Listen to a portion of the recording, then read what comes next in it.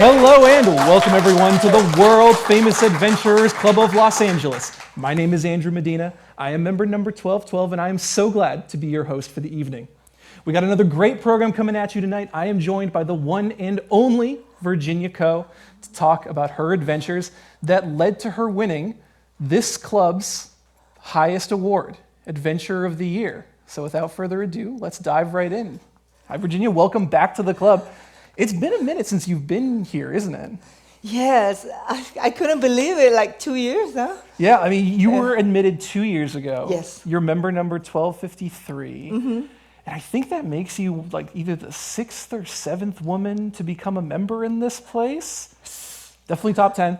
And but we haven't really seen you since then. Yeah. Because you've been traveling, you've been on the road. Yes. And so over the last 12 months, Mm-hmm. you've had a series of incredible adventures that culminated in you winning this award right here. If hopefully we can be on the wide here, y'all can see it out there. Right here on the table, there's this is the Adventure of the Year trophy. Every winner has one, I think. And this year it was you. So I'd love to start off by asking you, what did this award mean to you? I would say this award means a lot to me because I think there's up and down in life, and this award gives me the encouragement to keep going. Mm-hmm. And also becoming the first female to get this award, I think it means a lot because I always think that as a female, I mean, a lot of time it was, we were discouraged to try a lot of things. Mm-hmm. Even though we are talking about 2025, Sure. yeah, we are still like, oh, you shouldn't do this, you shouldn't do that. And I grew up in a family like this, so with my mom. So it means a lot to me that actually someone understands you, someone actually accepting you. And to become the first one, I love to encourage more and more little girls to chase their dream. It doesn't matter what it is. It doesn't have to be traveling. It could be something. You want to be a scientist, you want to be anything in life that it could be possible. Absolutely. And, tell us a little bit about where you came from. What is your story? What kind of life did you have before you left on this trip for 2 years? Yeah, I was born and raised in Malaysia from a third poor family. So we don't have water and electricity. And actually... And this is you in front of your house, right? Yeah, that's the chicken behind the chicken cage. Yes. So from that environment, and my mom struggled a lot after my dad passed away when I was 4 years old. I'm sorry to hear Yeah, she even thought of not having me to begin with because we already have like 4 kids, plus me is 5. So she did like abortion for a try, but doesn't work. So I felt like rejection even since before I was born. Even in a way. then, you persisted. Yes. You persevered. Yeah, yeah. Even that, I think I tried my first adventure to get out. to get out. Make it into the world. Yes. So with that, I would say, when I was young, I wanted to see the world, but of course, I don't have an idea how. And then you told me a story real quick. You told me a story about at your school, there would be like a newsletter or like a pamphlet, and every time there was one little section about like some other part of the world. Yes, yes. What was yes. that? That was in the primary school. We have like 4 pages thing, and then you just like read about some article, someone like students like well-written article. But then that one was like small little article saying that the tallest waterfall in the world, Angel Fall, Venezuela. I was like, where's Venezuela? But this one looks good. And then the largest waterfall in the world, Victoria Fall, the tallest building, the longest river. So always fascinating. I was like, I love to see it, but I'd like to read it. So that's the first thing I read every single time. Actually, it just opened up my eyes. It's like, there are so many things in the world that I never ever seen it before. Yeah. As a little kid, I think that helps a lot. Yeah. And so, and eventually you were able to see the world, right? You got a scholarship to go study abroad in Ireland, right? And then I like this story. So when you got your scholarship to study in Ireland, you were sent to Ireland, right? But you didn't stay in Ireland. Where else did you go when you were studying there? Yeah, it was a student exchange program. So to begin with, I write a lot of handwritten letter to get sponsorship because I don't have the money for the air ticket. But somehow those big companies, they sponsor me. So I was very lucky, and then I went for backpacking. I have some leftover money, so I just buy the train ticket for 21 days. I just go around Europe. And of course, I lost money as well in the train. Of course, but you said you went to like France and Spain and Portugal and all over, really. Yeah. Because, and I remember you told me this. This stuck with me. You said you thought it was your only opportunity, maybe ever, to see these places. Yes. And why did you feel that? Yes, I think how I won the opportunity for overseas is I told there was 9 interviewers. They were asking me, why do you think you need to go overseas to study for student exchange? And I told them, because my dad passed away when I was 4, our family is so poor, I don't think I will ever travel overseas. This is the only chance. This is the only one chance I can. I think they probably get feeling very touchy, and then they give me the opportunity. And then I went Europe, I took so many pictures, like 45 albums. I was like, this is it, this is the only chance. I even name it like Belgium, Spain, like all this. I still have it. Well, little did you know perhaps, that would not be your only chance to see the world, because eventually you made your way here to LA. And so what was your life like here in LA before you left? Oh, I was working in Beverly Hills. I was a financial advisor. So it was really, really nice because I got to meet a lot of nice clients. I even have some clients here today supporting me. But thank you very much. And then I actually have a chance to see I would say a different level of lifestyle. And then I meet a lot of celebrities as well. And then, of course, in Beverly Hills, you see a lot of nice car and nice food, And this here is a picture of you with Heidi Klum, right? Yes. The selfie of century. Just the everyday life for you, normal client interaction, gotta love it. But then, so you had this life, very successful. One of your clients here, before the meeting, he said you made him a lot of money, and whenever you go back to work, if ever, everyone go with her. So Virginia So Co, nice. financial Thank advisor. you. But at a certain point, you decided you wanted something different. And so what caused that change? What changed that led you to make a lifestyle change? I think it started with COVID, and then my mom passing away, and then there was a change of management, so there was a lot of things happening at work.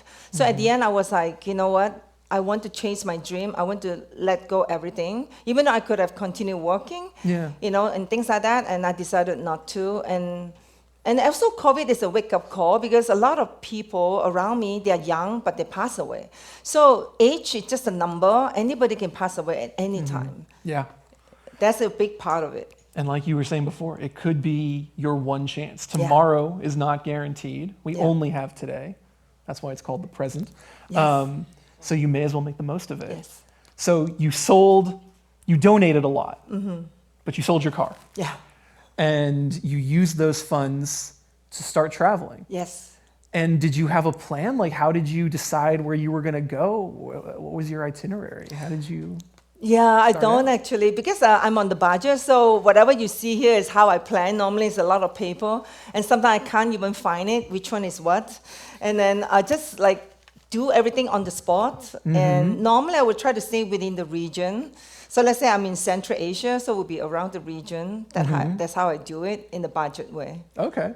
And so this is you figuring out your budget for, and where, do you remember where this is? This one is in Baku, Azerbaijan, in the coffee shop. All right. And so when you're thinking about traveling, because I think a lot of people think they need more money than they actually do to travel. So how do you think about traveling on a budget? What are the things that you save money on, and what are the things you are more comfortable spending a little bit more on? And how much money do you think you really need to travel like you did? I think traveling, a lot of part of it is depending on your lifestyle. So let's say if you want a nice hotel, like let's say Ritz-Carlton or Hilton, sure enough, it costs you a lot. So before I come back to US, I was in Tbilisi. So I only spent like $5, Georgia, yeah. Like less than a cup of Starbucks. Yeah. So it's cheaper than a Starbucks. So you can live like that. But of course, you're in a bunker bed or you have a lot of people next to you. And sometimes you wake up, you don't even know who is the next person because they keep changing, people. Yeah. So it's not uncommon for you to wake up with a strange man next to you. A lot of times. Yeah. My friend asked me one time, "Are you okay? Are you comfortable? Are you scared?" I said, "I didn't ask them. I'm okay." I get used to it, actually. Yeah. And, so you manage to save money by staying in hostels and dormitories. What other things do you do to save money when you travel? I used to travel really fast, like 4 or 5 days in one city because, on limited time, I don't have a lot of vacation from work. But right now I stay like 1 month. Like I was in Georgia for 40 days. I was in Uzbekistan for 1 month. Oh, wow. So I spend a lot of time, and partially because I'm starting a new adventure doing YouTube, I try to encourage people to do something that I'm doing as well. So I need a little bit more time. And also I get like shoulder pain and knee pain because I keep carrying a lot of bags, walking long distance. So I try to give myself a break right now. Yeah. Phoebe, do we have a picture of Virginia with all of her bags? I would actually really like to see that if we have it. Yeah. Yes. So you've traveled the world for 2 years with with all of this in tow. Yeah. It just, I mean, my packing is really bad because I need to have 4 seasons of clothes, and then one bag is like all the camera gears and all the things I needed, So it's like this is hitchhiking. Think about that. Like, right. Yeah, this is from Azerbaijan to Georgia with all these things. So it was really, really tough, actually. So hitchhiking, you do that a lot as part of your travel. Like, you were telling me about some of the things that you think about when you hitchhike.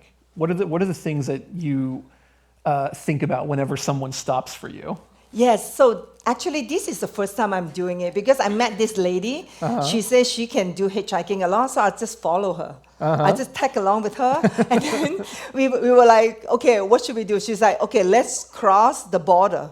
And then from Azerbaijan to Georgia. And then we don't know the border is open or not, so no one can confirm that. And it only goes one way, Yeah, right? so apparently it's only one way, but you cannot go from Georgia to Azerbaijan. That doesn't work. Right. So we actually took about 12 cars. So with all the things that I dragged from one car to the other car to the next car. So this girl, she's from Serbia, by the way, very smart girl. She said, if the car has more than 2 guys, we are not getting in. If the guy looks weird, we are not getting in. And then a lot of time, the guys keep saying, like, have some alcohol, this and that.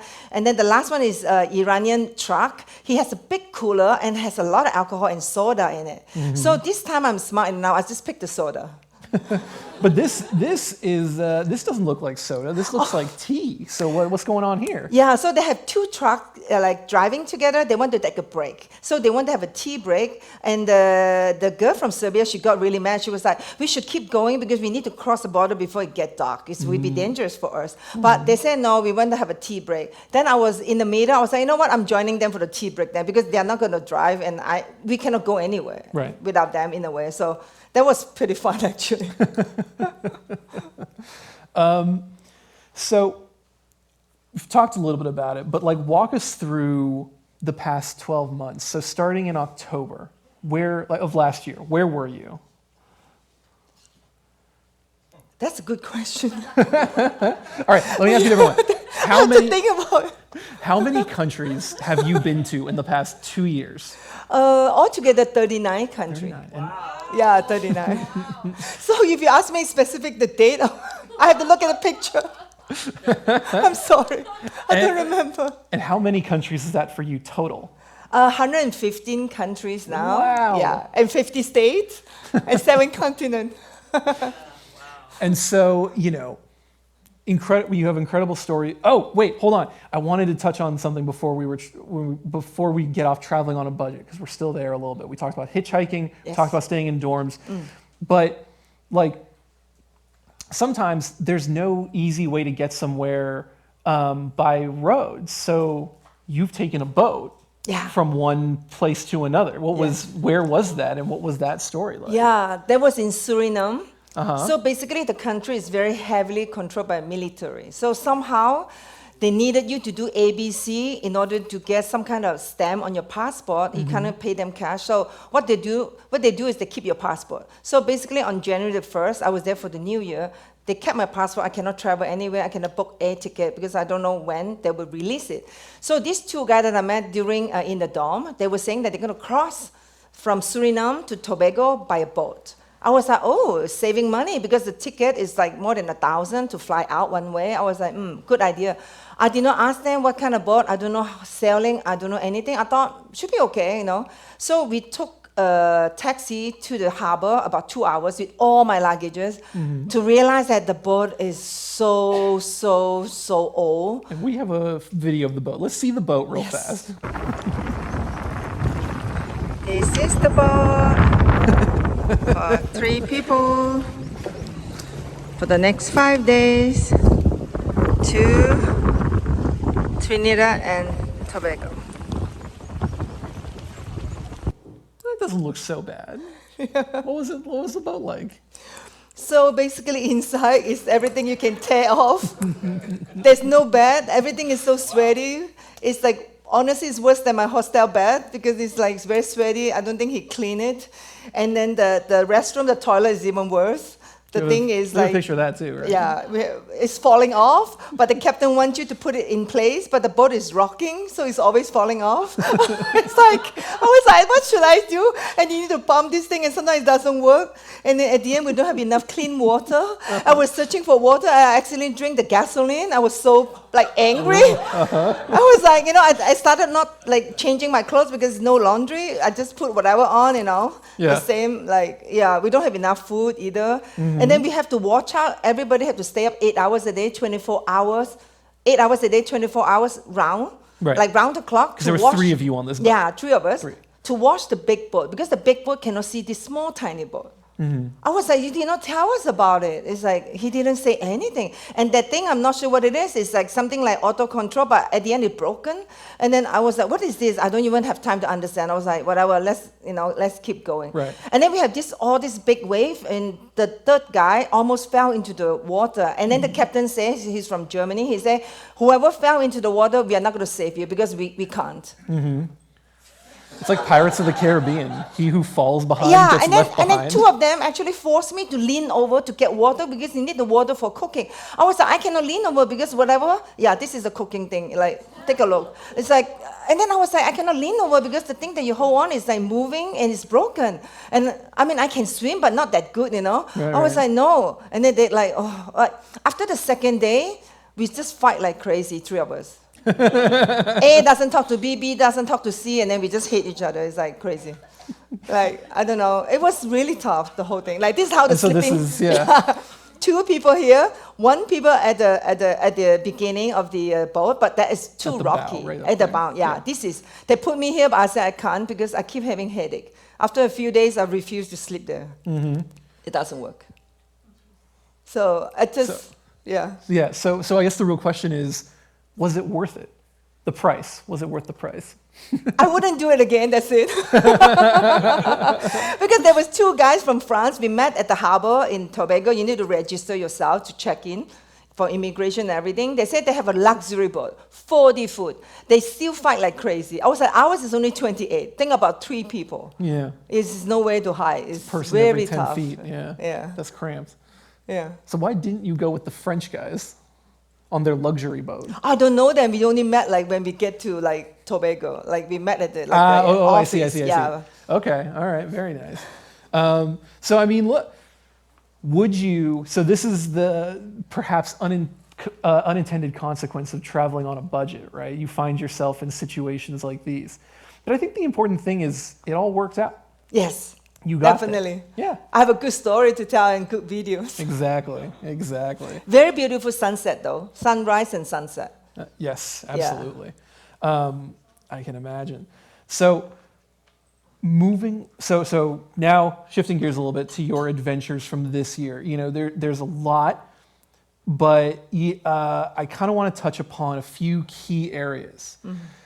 First of which was, I think, completely shocking to me personally was Afghanistan. Going there by yourself, as a woman, like I can't, like, it's hard for me even to wrap my head around it. And, I'm a man, I can't even imagine what it must, really, like, all of the things that must be going through your head. So what was that like? Where did you come in from, and where did you go once you were in Afghanistan? For Afghanistan, I was in Uzbekistan, Tashkent, and then from there I flew to Kabul. So there's only 3 cities you can fly in. So basically, I remember it's Dubai, Tashkent, and Iran, Tehran. So I choose, because I was already in Uzbek, so I was flying in. And then for the first day, I went in. But then in Afghanistan, right now, is if you want to go to another city, you basically need a guide, because you need a lot of paperwork. Almost every 20 minutes you drive, you see a checkpoint. It's almost like you see a Starbucks every single corner. So they would check, they would check your paperwork. So basically, with our guide, it's very hard to go to different cities. So I went to total like 5 or 6 cities. Okay. So the first day I was by myself. The second day I was with a guide, because we needed to go through the paperwork and everything. And the paperwork is all controlled by sort of regional governors, yes, right? And so you can't, and so they have to say, okay, you can go, you can pass, you cannot pass. Yes, definitely. The weird part is normally when you get into a country, when they give you a visa, let's say they give you a visa to go to France, you can go to any city, they don't care. But this one is different. First, you get a big visa for the whole country. And then each city, they have this kind of like control. You have to, in the morning, you have to go to the office to get a blessing. So all the blessing was good except one city. One city was very difficult. It took like 3 hours. Almost the whole morning is gone just because the guy wanted to check your paperwork or something. Why do you think that is? Was he just not in the office, or? Yeah, nobody knows actually. Yeah, nobody knows exactly. And then at the end, this office actually sent 2 Taliban with big gun, like AK-47, to follow you everywhere you go. Okay. So basically, you can't do much. And these 2 Taliban also very funny. He will ask you to stand there, take picture. So I thought, oh, finally someone wanted to take picture with me. I was happy. I said, no, you stand there, I take picture of you. Ah, okay. I was like, okay, that's interesting. But he has a gun. I mean, what can I say? I said, okay, let's take picture. So what are some of the areas, what are some of the areas that you went to in Afghanistan that, really stuck out to you? I actually had a chance to meet a tour guide, which is a female tour guide. And then her friend, also, we accidentally met her. So I have a chance to interview 2 of them.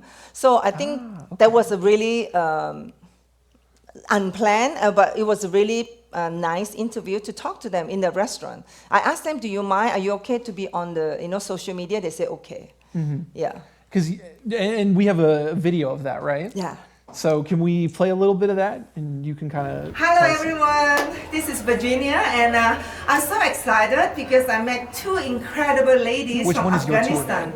Because I was told that a woman not supposed to work and things like that. But these 2, they are incredible, knowledgeable. They know so much about the history. They're the tour guide, speak very well English.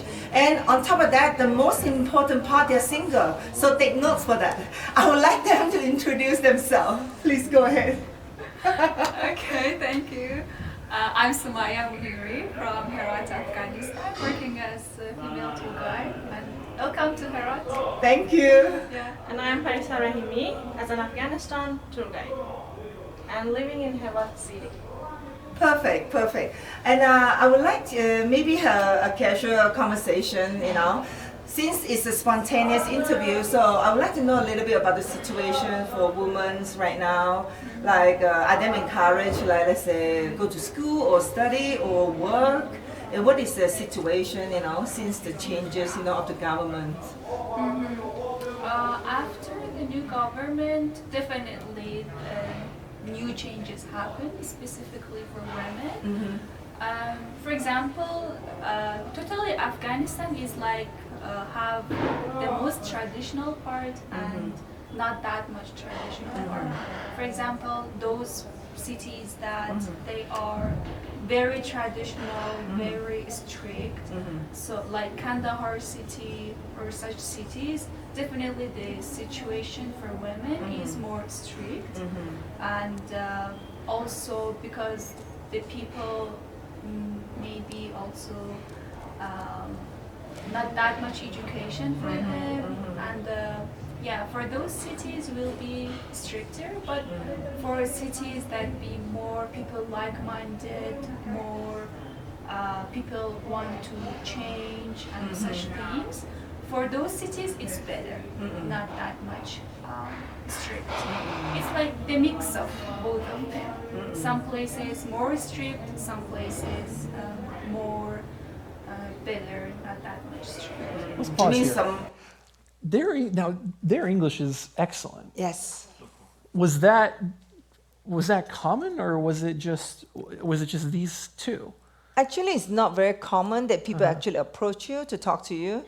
But then, no, I should take it back. It's not common for female to approach you. Okay. But there are a lot of male on the street, and they're very, very friendly. I would have to say Afghanistan, the people are really friendly. Like, aside politics, the people actually welcome you. But for them, I think they have a very strong background. Their parents are educated. They have they are from a good family. It means also educated, they have money. So they are in Herat. Herat is very far from Kandahar. Kandahar is where the headquarters for Taliban, where the big boss is. I see. Like a godfather, so he's here. So the further you are away from your grandfather, you're much better. So you have more, I shouldn't say much better, but you have more freedom, I should say. So basically Herat is very far from them. So because of that, they have freedom. So actually, the girl in the middle, she's my tour guide. She actually has a very active Instagram. She actually posts girls actually go to school, but not in a broadcasting way. But she would say that these are the girls that actually learning how to do some handcraft or something. So she's trying to get more girls, more exposure. Yeah. And for me to do interview for them is to help them, because I'm hoping, as a sister, as a female, I'm hoping to help girls in Afghanistan to get more job, to have more exposure, to have the opportunity like any other little kid would have, So. And so, and this is a magnificent picture. I just completely lost my train of thought thinking, looking at this. So where is this? And this is where I got in trouble. Yes, okay. First of all, this is the first national park of Afghanistan. So Ban-e-Amil. So whenever you go to Afghanistan, you will go, you most likely will visit this place. So what happened is, there is a lake, so they have this paddleboard. So me and the driver, we were like, okay, let's go out to paddleboarding. so you were with someone? Yeah, you were with that- some person. Yeah, to a do the person, paddleboard. like a tour guide, but he's a driver for us. So he came with me to do the paddleboarding. So in the middle of the lake, it's huge. In the middle of the lake, it was hot. It was a sunny day. I took off this headscarf and I took selfie. I was like, it's kind of cool, Oh my God, I don't know how they spot me from far, far away. As soon as I get back to the docking area, so many Taliban surrounding me and say that you do this and this and this. I do not understand the language, so of course my driver has to answer that. And then they follow me all the way to the tour guide and really, really, really angry. And then finally I realized that because I took the scarf off and took picture, and I was like, how do you see that far? It's really huge. I'm like, you have a good eyesight or what? And then the worst part is they want to go through my phone. And then I was like, gosh, I have a lot of pictures from, previous life, and I did not delete anything. And then they were like, delete this one, delete this one, delete this one. And then if you ever show your picture to people in the lake without the scarf, very bad, very bad. And then they say, and then another part is they have this little waterfall. I have a long skirt, so I lift up a little bit, just a little bit, to avoid the water. And then one Taliban came by and said, oh, you lift up too much showing your leg. I was like, no, it wasn't. It was just a little bit because it's water. It doesn't help. And then it was a lot of crashing. So they said they closed the national park because of me tomorrow. I was like, oh my God. And you said, to go in the water, you said that there was that women wore a sock underneath their dress, so that you can lift up your dress, but it still doesn't show the leg. Exactly. And then you can dip your little Yes, dip your feet exactly. in. Then I realized how come some of the girls didn't get in trouble. I said, oh, they have this stocking long one inside the the skirt. So when they lift it up, you can see the pants. Right. And honestly, it was so hot. I couldn't wear another layer. I'm honest. It's like I didn't think about that either. I was like, wow. They really give me really hard time over there. I was like, my heart was pounding. And then I was so tired because of the paddling. So I get back to like a little like this, a little bit, how do you call that, like a table. I was like grabbing a pillow, just laying like this, a little bit leaning down. The tour guide turned back. Virginia, sit properly. I was like, oh my God. I was like, you really have to be listening. Yeah. Like you're in a headmaster, office, you're in trouble. I was like, oh my God. So yeah, that was beautiful, but the whole experience was, oof. Made you feel like you were back as like a little kid in school. Yeah, like, sit up straight. Yeah, right, you have to be really listening. Mm-hmm. So I can say like, and then this one is a hotel ambush. Okay, Hotel Ambush. I'm guessing that's not the name of the hotel. No. So what happened at this hotel that earned it that name? Yes. So basically after Harrods, so we have to flew back to Kabul. So the flight got canceled, which is quite often. So it got delayed. So we didn't get to Kabul until like 10:30, and I was really hungry. So I needed to eat like some food, and then I get some food to order and then deliver, to the room, and I was about to eat. So I was in the restroom actually at the time. I was like, wasn't wearing anything, and I heard the pow, pow, pow, like really hard knocking. So at first I thought maybe it could be the guy that needed to talk to me or someone, next door. So I didn't even have my headscarf on. And I from the restroom, I was like, wait a minute. No, bomb, bomb, bomb, really, really loud. And I was like, okay, I'm coming. So I opened the door. There was like 50 Taliban with huge guns in front of my door. I was like, what is happening? I was like, what do you guys want? I was like, and then one guy just standing in front of the door. He's like on the ski mask with the two eyes like a ninja with a huge gun too. I was like, what is this? I mean, you don't need like 50 of you. 2 of you can take me down, I think. It's like that many people. I was freaked out. And then the hotel guy who delivered my food, he came out. No problem. I was like, of course there's a problem. I'm hungry. I needed to eat. What are them doing here? And then the only word he knows is to say no problem. I said, there is a problem here. Uh-huh. And they keep looking. I don't know what they're searching for, and I'm really, really freaked out. Because so they go into your room. They're searching through your room. They're going through your stuff. Yeah, and then I was charging my laptop, my GoPro, my cell phone. Everything is on the bed. And you can see all of that right there. Yeah, I took a picture after because I was like, this is not happening. What is this about? Because imagine every single hotel you go, or even any nice place, you have to go through a metal detector, like an airport. Even this hotel, you have to scan through all your stuff, even though they saw you before. So it's not like you can bring a gun inside the hotel or anything. And then I was like, why me? It's like, I was like so freaked out. Apparently they go around in some other room or something like that, I don't know. But I was like, at night I cannot sleep because I sleep by myself. When the curtain moved a little bit, I thought they are coming back. Yeah, really. And then the next day, I keep telling people, I want to go home, this is it, I want to go home. It was day 5, I have 11 days. I was like, I don't want this anymore, I really don't. I mean, I don't want to die. It's like, people laugh at me, oh, it's nothing. It's nothing to you, you haven't been there, you have to look at it. I joined the reserve army before, but I never seen so many of them.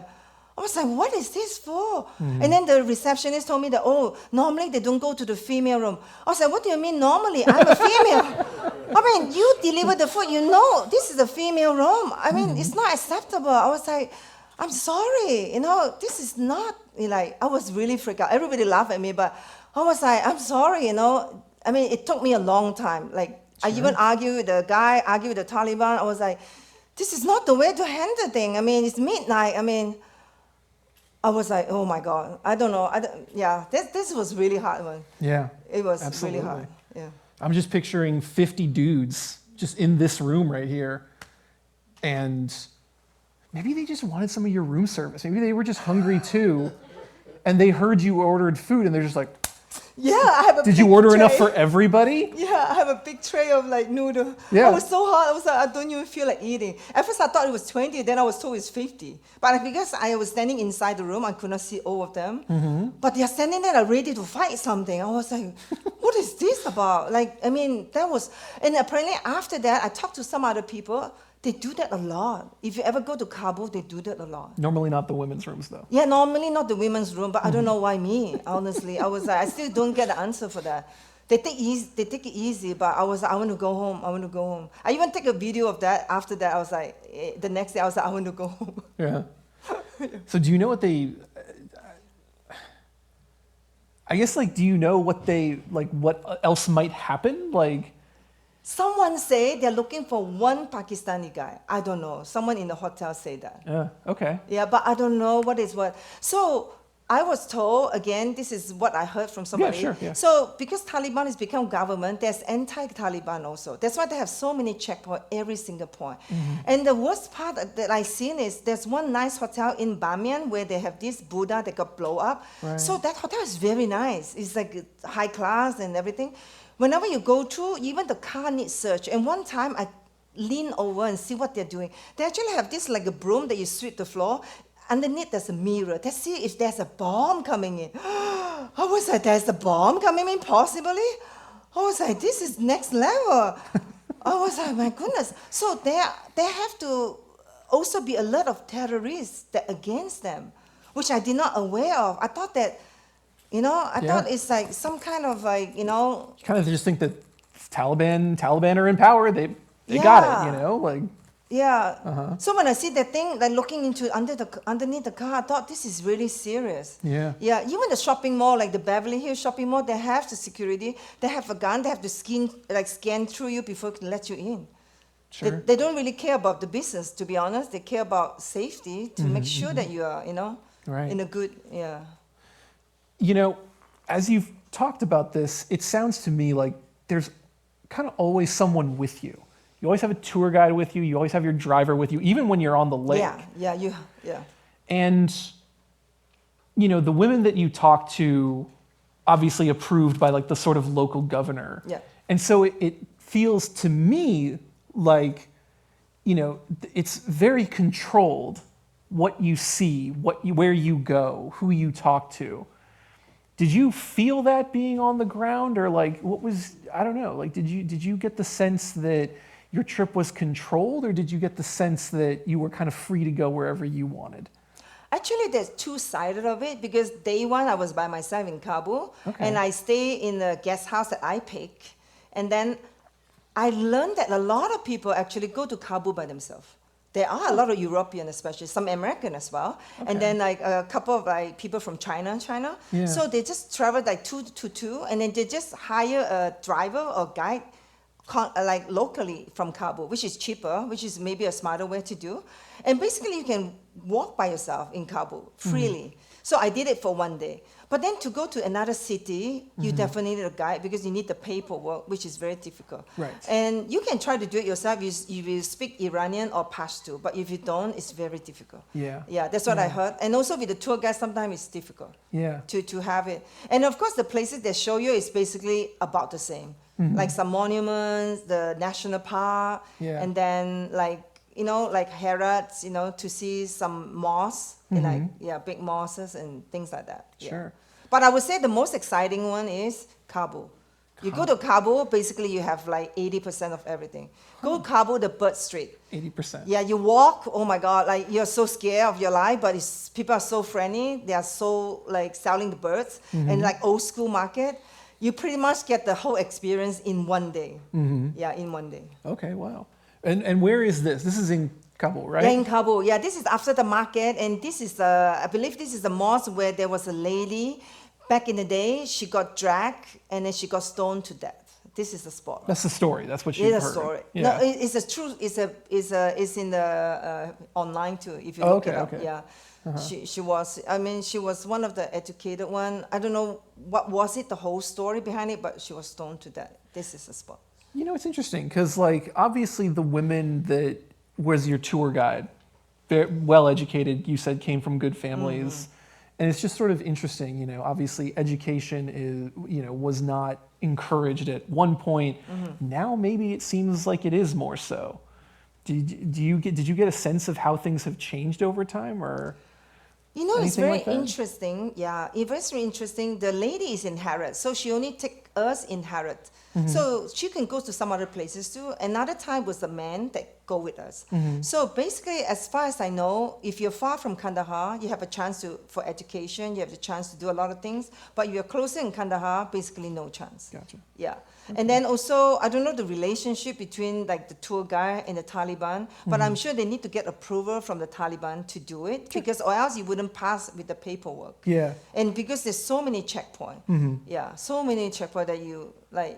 Right. It's very hard to handle. You need someone up top to say, okay, you can go. Interesting. You know, Afghanistan, obviously an incredible place to go for anyone, let alone, you know, by yourself.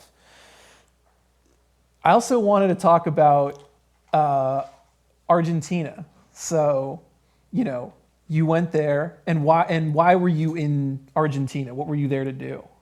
Oh, in Argentina because of Antarctica. I went to Antarctica and then get back to Ushuaia, and then went to Argentina, like going up and then to Chile. And real quick, I want to show this talk about this picture very quickly. Yes. So this is when you were going to Antarctica, Yeah. which was the very first thing you did when you were 2 years ago. Yeah, 2 years ago, almost to the day. 2 years ago, almost to the day, is when you started your October. trip. October. And so this, I think, is another good example of traveling on a budget that I think people don't really think about. So, and why is that?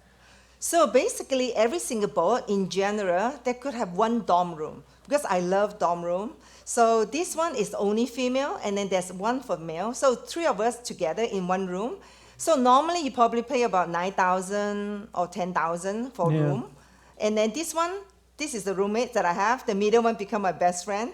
The one on the left, on the left, she's only 18 years old. Oh, wow. Yeah, from Switzerland. And then the one in the middle from Spain. So anyway, so we pay like 3,250 for 10 days. Ooh, all right. Yeah, it was a really good deal. So this is one way to travel. And then basically you do everything like everybody else. You eat the same food. You go to the deck. You can do Titanic, you know, you jump, I jump, whatever. Everything is the same. Except the room, you know, we share. But we become good friends. We like each other. But so if you were to go just get 2 friends and you each like Yes. go in on that room, you could just go like with your friends, like with Exactly. with your bros. Yeah, exactly. You can do that. And this is obviously just a Kayaking, beautiful. yeah, really cool kayaking. $200. Yeah, but very worth it. Worth it. Yeah. Worth it. That might be your only chance to do that. Yeah, you it's the know what I only mean? chance, that's true. Yeah. Anyway, so Argentina. So you went from Antarctica to Argentina, and while you were there, what was the mountain that you heard about that you wanted to then climb? The Fitzroy, the one in Patagonia. That's right. Yeah. Yeah. So basically, you can climb up to a laguna, to see the best view. And then I heard it from the hostel. Everybody was like, okay, let's go there, let's do camping. And the camping is free. So basically, Patagonia is in the middle of Chile and Argentina. So if you're rich, you can go to the Chilean side, which you have to pay $65 a day for the entrance fees, US dollar. The Argentina side is free, so I go for the free one. So I went to Alchatin, and from Alchatin, I get a hostel, and then I follow all these people. Okay, let's go hiking. And I was like wearing my Antarctica clothing. It wasn't like hiking or anything. And I just follow everybody. At the beginning, there was one girl came with me, and she's faster, so I lost her. So as soon as I get to the midpoint, I think I was like, okay, maybe I can finish it, because I know the snowstorm coming the next day, because I checked the weather before. But it came early. Oh no. Yeah. Oh no. It came early, and then when it came and I was exhausted, it was like I was lost. I was turning around, left, right, front and the back. I couldn't find it. So, and I was like, oh my God, I mean, I'm going to be like frozen to death. Even before that, there was a group of guys, like I think 3 guys from France and Spain or something. So they have this banana. I did not have fruit. I have only a small bottle of water, which is like very silly. I thought it's an easy walk. I don't know what I was thinking. So they have banana. So, and then one guy said, do you want some banana? Looking at me so tired. I was like, yes, if I can. The other guy said, no, we cannot share banana with her because we have just enough. Which I understand also, because they need to spend the night before they go up, you know. Sure. Then I said, it's okay, I understand. And one guy was so nice. He said, no, don't worry. You take my banana. I will eat one last banana today. Very nice guy. I actually took a picture with him. I didn't have it here, but I actually took a picture with him. So basically, I get lost, and I look around. There was one couple coming down from the mountain. I asked them, it's like, are you going up or down? They said they're going down. I said, can I follow you? I said, I'm so lost. I couldn't, I don't know what happened. The snow came, it's so cold, and I just don't know where I am. So the guy is a fireman, very nice fireman, and the girl is same name as me, called Virginia. So they actually babysit me.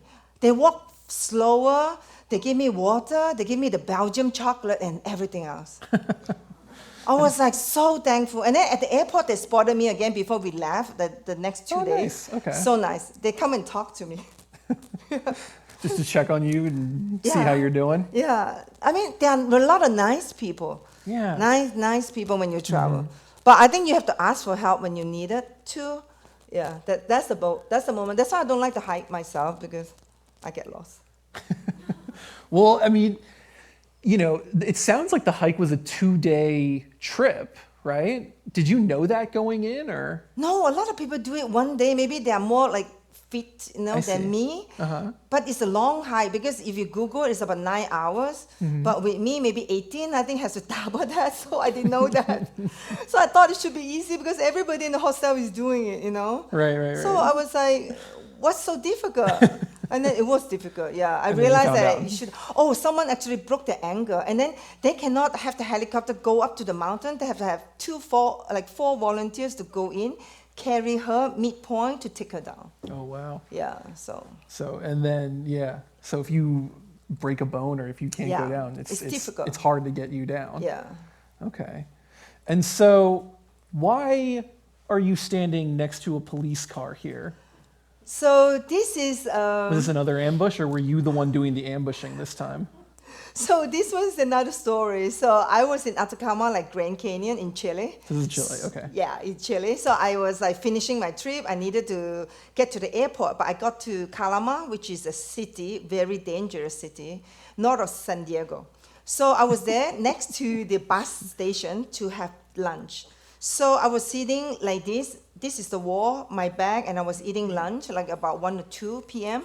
4 guys came in, just walked behind me, grabbed a small bag. This is the second bag. The first one is a brown one that I used for more than 10 years, just run. And then the other 2 guys wanted to take the big bag, my luggages. I don't speak Spanish. I thought I need to make rooms for them. Luckily, I was holding the other 2 bags, so they didn't get 2. So at the end, someone has to call the Uber for me to go to the police station to make a report. They never pick up the phone for some reason. So, and then I told the policeman, I said, I need a ride to the airport. So this is it, my ride to the airport. And do we have a video of that ride to the airport? Can we play that?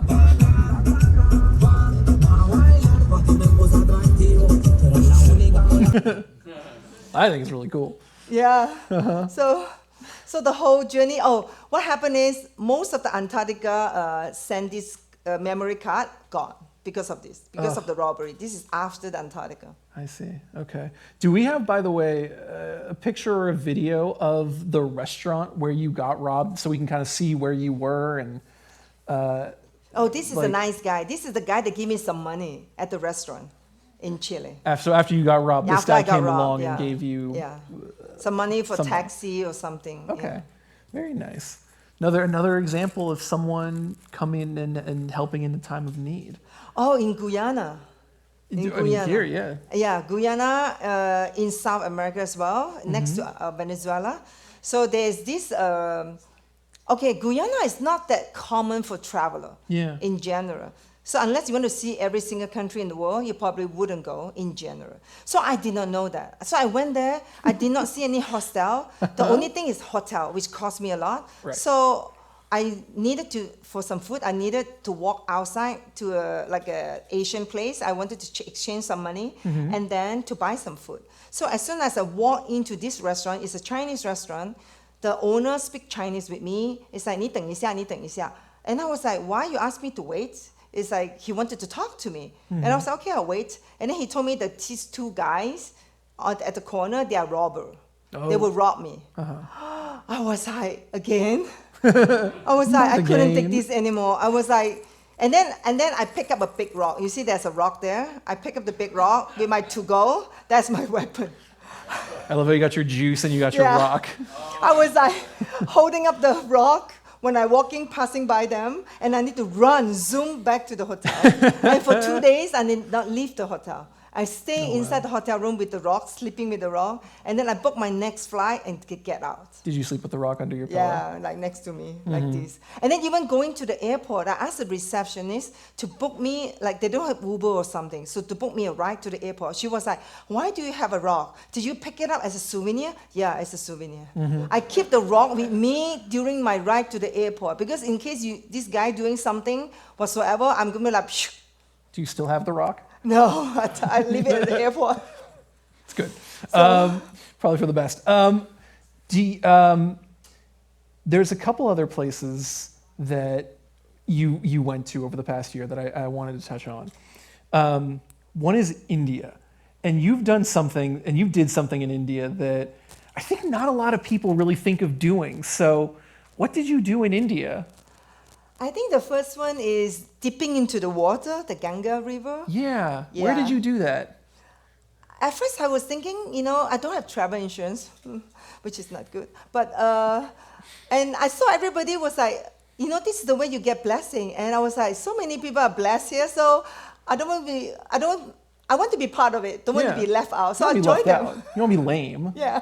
So you do it. Yeah, I did it. And then I also, with another traveler, we actually rented a small motorbike and drive to this beginning of Ganga, Devonprat. Okay.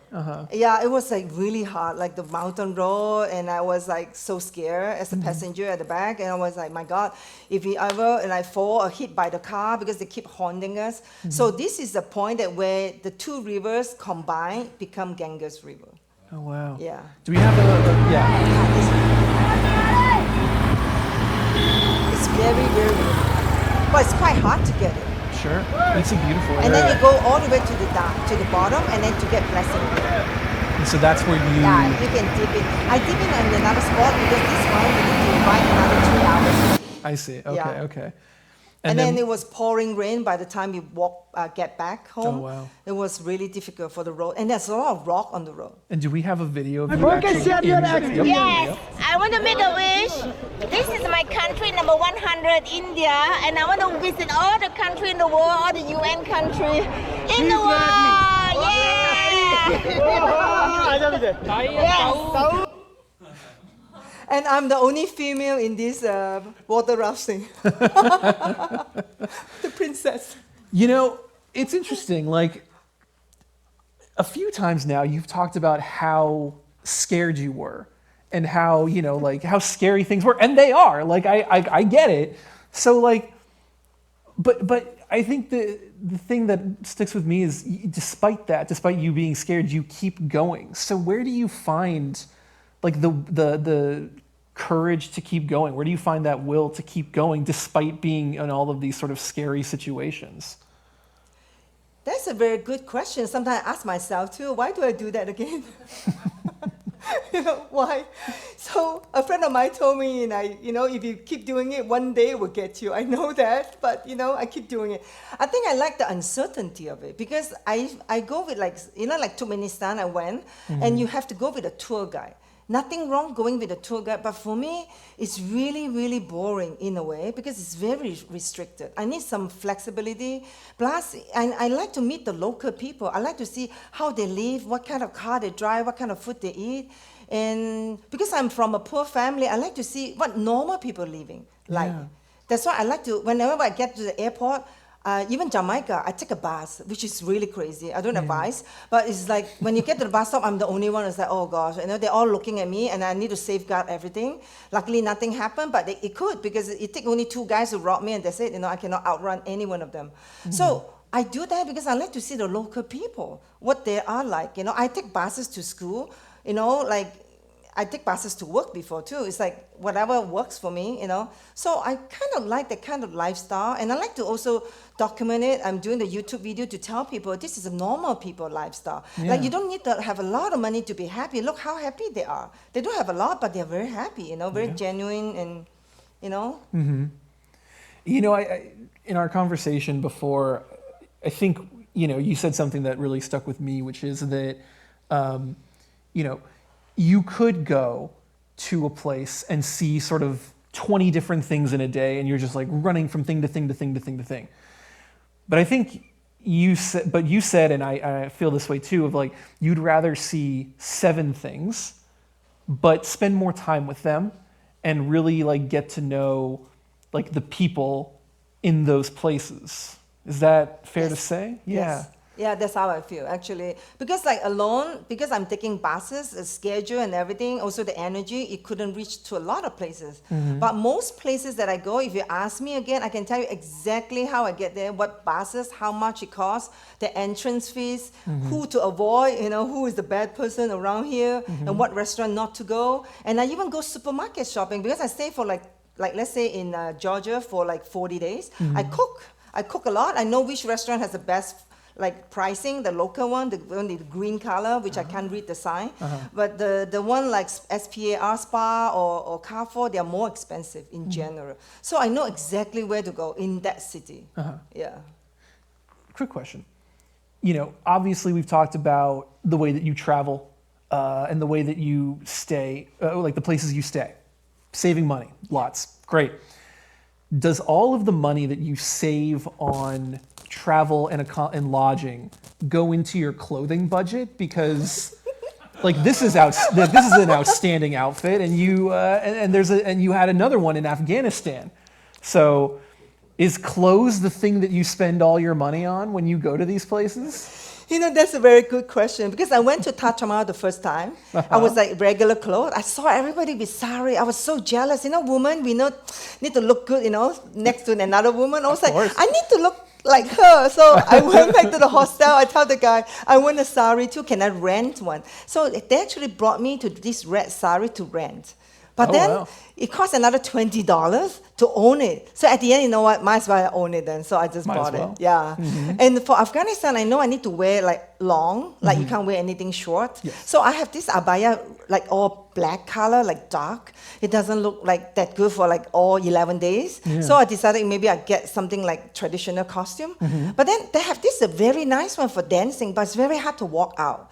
So I try a few of them. I even make a video of that. So, I mean, if I can carry like a big luggages, right now I'm only on the carry-on luggage. If I have a big luggages, I love to wear costume. I love it. Yeah. Because I feel like a local person, and they like seeing me in the local costume as well. Interesting. Yeah, even in Turkmenistan, I have a local costume too. When you told your Afghan tour guides like that you wanted, the more traditional dress, yeah. Did they know like exactly where to go, or they're just like, oh, I don't know where to get a dress? Like, no, we don't. We have to like drive around to look for the shop, and then obviously they look at the foreign face. They will charge a lot. Also, I don't think the local people pay that much. But actually, you know what? My main goal is the local dress. Even when I was in Sri Lanka, there's a mama is a cleaner in the hostel. She gave me her dress in blue, so I wear it. I was very happy, and then I show it to some of the Sri Lankan people. They said this is my grandma dress. But it looks good actually. I like the local dress, like people wear it regularly, Right. Also, I like that. But it's so interesting because like you can think it looks good, but to someone else, to someone there, it's like, oh, it's a grandma dress. And I have it. She gave it to me. Do you still? Yeah, she gave it to me. Yeah. Do you have it here? Or I think I probably either here or left. I left in Malaysia. I don't know which location because my stuff is everywhere now. By the way, if anyone has an extra storage unit or just space I unit, need it. Please, I do. So the last place that I wanted to talk about, don't jump the gun, is Nepal. And so.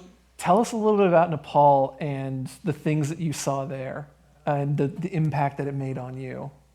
To begin with, Nepal, the main goal is to see the Everest Base Camp.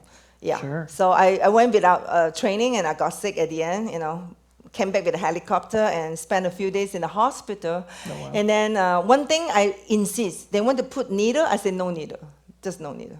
Everything is good, no needle, because I don't know, hospital, sometimes.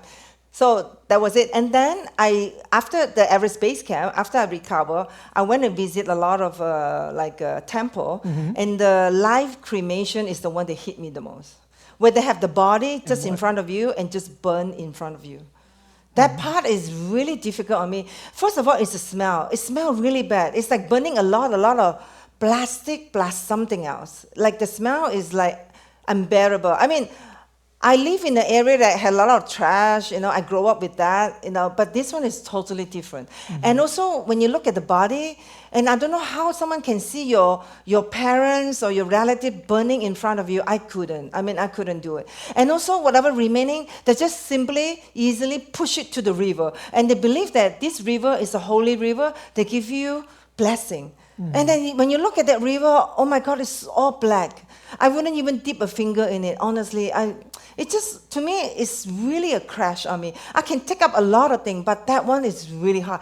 And then I saw they have this like a river and then like a stand. Like a lot of people sitting there, it's not even their relative. They just come simply, just sit there like in an afternoon event and just watching someone get burned.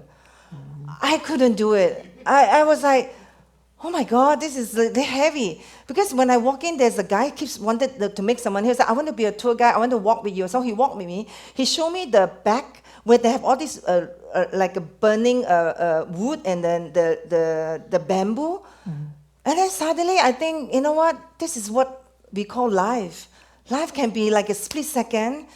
You just turn into an ash and that's it. And then you end up in the river or under 6 feet under and that's it.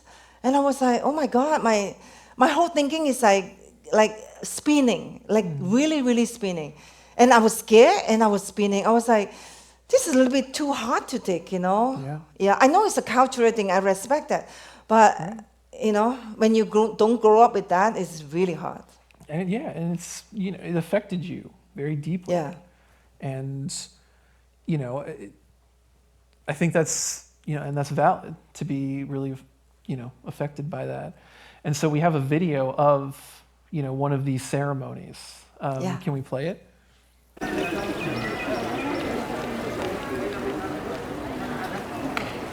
Well, he's a professional man, okay? That is, he's not a family member, so that's his job.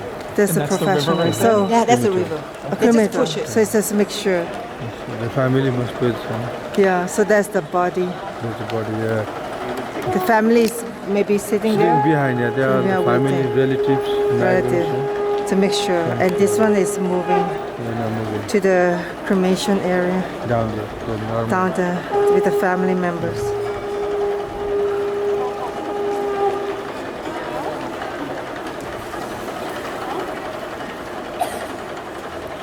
This is part of life.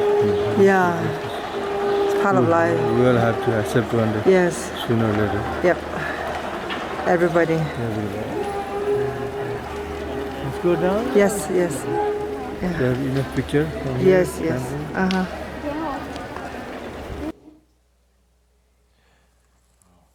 Wow. One thing that's struck me is you're speaking English in all your videos, but English is not your only language. How many languages do you speak? 4. Speak 4. Yeah. Mandarin, Cantonese, Malay, and English. Yeah. Which language was the most useful to you in your travels? I would say English, yeah. But then in Central Asia, I would say Russian. Okay. They don't really speak much English over there, yeah. And do you speak much Russian? Not at all. I learned Spanish too. Not at all. Not good.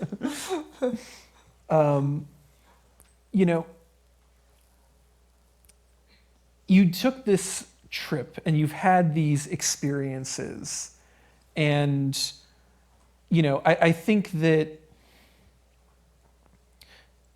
everything impacts you, right? Everything leaves its mark on us. And so I guess what are some of the big marks that you feel like have been left on you as a result of this trip? And when you think about going forward and what you're going to do next, what are you looking forward to and what are your sort of concerns? What are your worries? I would say since I took the 2 years trip, I become more and more emotional. Yeah, more and more like, I would say down to earth. It actually bring me down like, Beverly Hills, you work there, you have all this nice, event, you meet all these high celebrity, people, then suddenly you're like back to like, you're in a dorm, you're like down to earth. You need to learn how to go for good shopping. You know, you need to how to interact with a lot of youngsters. You know, like people. You know, learn how to get along as well. And then it's a different lifestyle. And also I become more grateful for things that I have. Because when I travel, I cannot bring a lot of things. So my friend always asks me why there's only 2 dresses that I see in the picture, because that's all I can fit in. Because I need to fit in a lot of camera gears that I intended, you know, to share, you know, my journey with friends. So I become more grateful. And also along the journey, I also see that, you know, like every time you leave a place, there's one pass away and things like that. It also make me feel sad that I might not see these people again. Like, it might be only one time that we interact. Like, let's say you are next bed with me, we talk. You know, we still have Instagram, we talk a little bit. But I also realize that we might not see each other again. Like, highly unlikely, you know. Like, everybody going through their life, you know, different path. And so it made me realize that life is a split second. Anything can happen. And then you hear a lot of story also from some other traveler that did even more crazy things than I do. So, and I appreciate the whole experiences. It's like a life classes that you never think that you sign up for, but you learn so much at the end of the day. Because you have to interact with the local people. You understand that so-and-so don't have a husband, also have to bear the whole family, and so-and-so only making $200 a month, and they have to do A, B, C, D, E to get by, you know, and then like a lot of things that are affecting you in the thinking process. I walk in without thinking that maybe a couple of nice pictures, show it to my friend. I walk out, I mean, I'm still in the middle of it, but I walk out now thinking that I learned so much from everybody. And so many people helped me along the way. Like, of course, some people are trying to cheat some money, like $20, $50 from you. But there are many, many people do many good things for me. You know, like the whole world, we based on one value, the family value, the integrity. So if you peel the onions, you will see people are beautiful inside. But maybe some circumstances, they change. They needed certain things from you. You know, so that part actually scared me. I used to joke with my friend, you know, of course, when I'm like younger, people look at me, I thought, oh, maybe I'm cute, you know, looking at me. Now it's like, maybe he wants my cell phone, my iPhone, you know. So you become also cautious because you can't stop yourself because of all this robbery that happen. And they look at me, they know I cannot outrun them. They are normally like tall guy and skinny. They look at me like this girl can't run, you know, can't chase me. So I also become cautious as well for all these things. So it's a mixed feeling. It's a mixed feeling. But I think the best way to learn about yourself is to do some solo trip. It doesn't matter you go far overseas or even go to Myanmar by yourself. You learn so much about yourself because you're so lonely until the point that sometimes the only companion you have is yourself. Sometimes you get a text like, how are you doing? Where are you? Yeah, so happy. You say, oh, someone remember me. Oh my God. Something like that, you know, because you'll be forgotten because it's like far from the eyes, you know, that people forget you. I know for sure. Absolutely. What advice do you have for anyone who's thinking about doing something similar to you, but just hasn't made that final step yet? Be crazy. You need to be so crazy. Okay, to begin with, I think we talked a little bit about the time, the money, and the health. So these 3 things, I think, are the most important things in our life. So like a triangle. So I used to use my time to earn degree, to work, you know, to make a living. So use my time to make the money. And then as you grow, either older or more mature, you realize that your health also either maintain or going downhill. And then you have to ask yourself, how much is enough money for you to be sustainable? And what is your game plan? And the most important thing is, what do you really, really want out of this life? It's only one chance, one shot. I love Eminem's song. It's like, I listen to it every morning especially when I'm down. It's always like the 8 miles, it's always one shot. You only get one shot. Yeah. Do not miss your chance Do to not blow. miss the chance, exactly. So what do you really, really, really want? Don't care about what your friends say, your family, your spouse, whatever. Yourself, what do you really want before you die? Like you look at the cremation, a split second you're gone from this earth.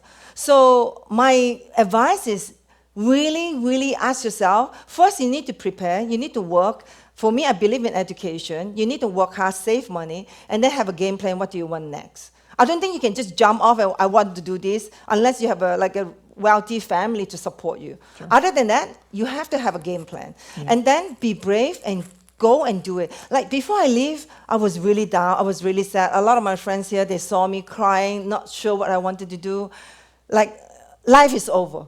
And then now that I'm coming back, I'm like so strong, so happy. So you never know, I wasn't thinking about I'm doing this to get an award or something, but I'm really happy of recognition. But again, this is almost my life dream, my own fulfillment. Without the trophy, without the YouTube, without anybody to say anything, I will keep doing it. I would just keep doing it. You have to be stubborn enough, and you have to trust yourself. You live long enough, you have to trust yourself. You have some power in your hand, you do. Yeah, don't overlook it. If people don't respect you, so be it. You respect yourself, you love yourself. Start with the self-care, start with the self-love. You can do it. That's what I say. And from that power, sometimes, great things come. And so with that, Virginia, thank you so much for being here. And folks, if anyone has questions for Virginia, we'll we'll pass around a mic and you can ask her for yourself. Thank you. Thank you so much. Thank you, Virginia. I'm going to start you off here. I assume there's several times you just got through with this incredible dialogue of just do it and step out. Was there a time you stepped out and you looked at and you went, I want to go home. There's no place like home. Was there a time that you really felt like I'm out of my comfort zone, I made a mistake? Can you share just one of those with us? Afghanistan is one of them. I don't think ever I would say I want to go home from a trip. That was so high pressure. I was like, yeah, that was one of them. That was definitely, I was questioning myself. Why do I do this? What brought me here? What could be happening after this? Because I still have another 5 more days to go. No, there was day 5, so 6 more days to go. I was really, really nervous. But then I was stuck also because we are in the middle of somewhere but nowhere. How can I leave and go to Kabul? There would be a lot of arrangement that needed to take place. So at the end, save my budget, let's go, keep doing it. That was it, yeah. What was it that pushed you through? I mean, that's what I'm curious about. You've got this purpose, you're sort of off the beaten path at that point. It really relies on your resilience. What was it that pushed you through and said, let's go on? Well, I think I honestly don't want to pay extra to extra cost for the whole journey. The cost is number one. The secondly, I calmed down a little bit and then I was like, maybe I can do this. Maybe just finish it. And that was it, yeah. But at the end, we actually have a 17 hours very bumpy ride, right? Very, very bumpy ride. So one girl told the guy that she cannot take it. She need to fly back. And because of that, everybody have to fly back from that point also to Kabul. So for that ride, I was okay. But it was really, really bumpy. The road was bad and going high altitude as well. Okay. Yeah, thank you. Who's got a question here? I have 2 questions. Number one is, how did you get access to your money when you're in all these different places? And number 2 is, what was your method of communication back home? Very good question. So the first one is WhatsApp that I use because I do not have, I even saved the $50 T-Mobile fees. So I get a Google number. So that's free. So the second question is the money-wise. So basically a lot of countries, they don't take credit cards and there's no ATM. Places like Afghanistan, Turkmenistan, you can name a few. So you have to bring cash. And I stay in a hostel. In Baku, there's so many thieves there in the hostel. One guy came in, American, just lost $500. He went to take a shower, come back, finish.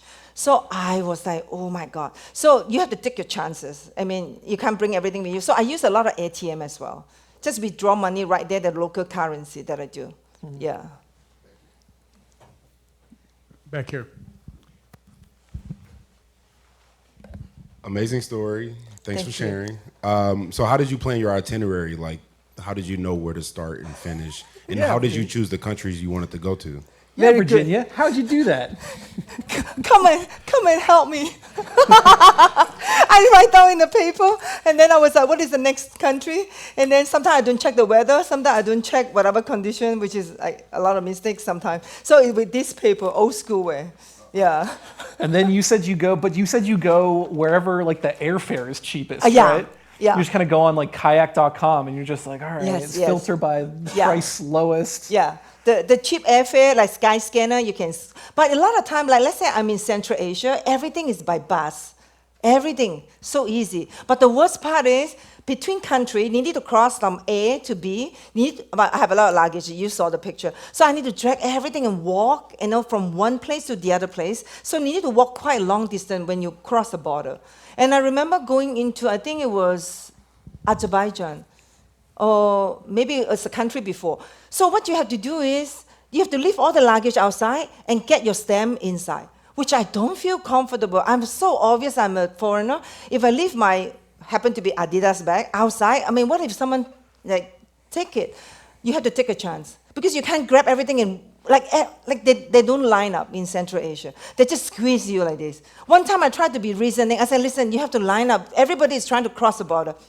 Doesn't work. And then one person tell me it doesn't work. They are Russian before the country, so they are they are set in a way.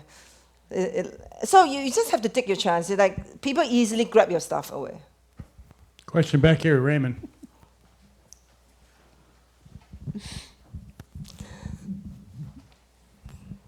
Hi.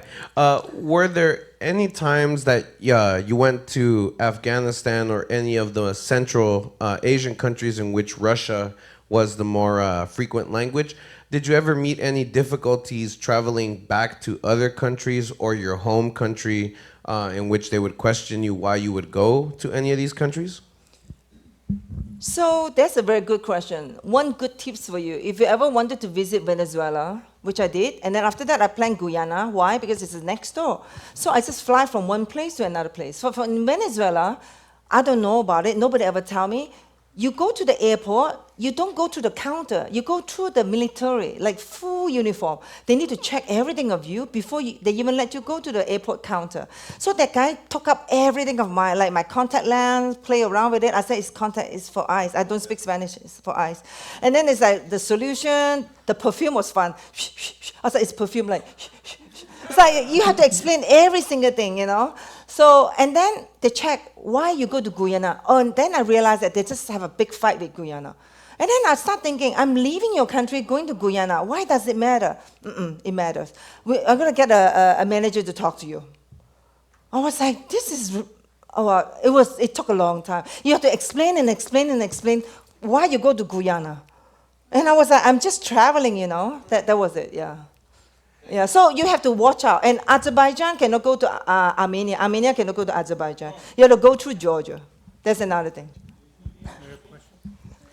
Did you ever lie about what your background was? Was there ever anywhere you were like, I'm going to tell people I'm American, or I'm going to tell people I'm Chinese, or I'm going to tell people I'm Malay? Well, sometimes they will ask me, I just smile.